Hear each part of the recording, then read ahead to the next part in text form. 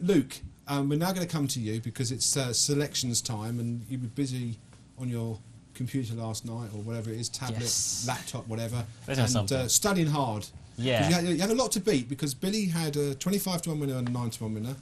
I had 2 out of 3, and and I had nothing. Nothing. So, Luke, let's give us your selections, please. Yes, we're going to start off with Ennistown, the Godolphin representative at Doncaster. Since the hood's been applied, it's 3 from 4 and 2 from 2 since joining Charlie Appleby's stable. It's been with each Godolphin trainer, Saibin Saror and Mohamed Al Zaruni. So it's been around, but is improving, and the step up in trip will help no end. Nichols Canyon is one. I think the race is a bit deceivingly weak. I've gone for him because he'll love the ground, and John Gosden may have just had this as a plot for him. So a few months ago, they may have just laid this out for him. Astracad's a really strong fancy of mine in 305 at Aintree, and it was price-wise last night, so I had to get on quite quickly.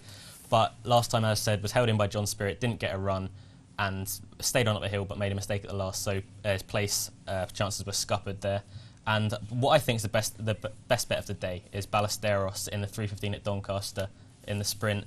Soft ground specialist, was 9th in the Abbey, 5th behind Marek, beating 2 lengths, and at 14-1 in a handicap. I think this is a great bet. We've spoken about, ran really well in the Millreef on soft ground. He'll go well for Richard Fahey. Hey Big Spender in the 2:30 Aintree. He's a class act, he stays well, likes the soft ground. I'm taking on my colleagues, I think that will win.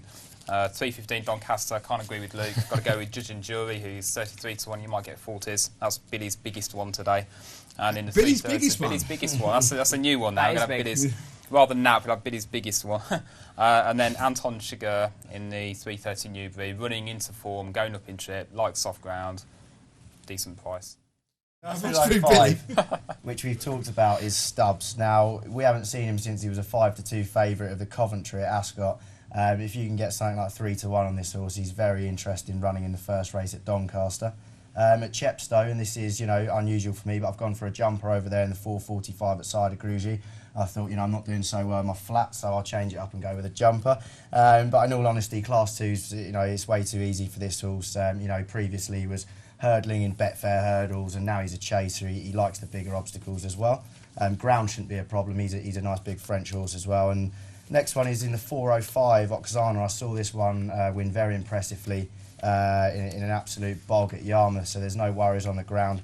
In fact, he seems to relish the surface. He was then subsequently 4th of 13 in a £300,000 Tattersall 2-year-old trophy, which is an extremely strong race, and he might be around 7-2 today. The last one on the card, and this is for the Irish racing fans, the 2-year-olds, those lovers.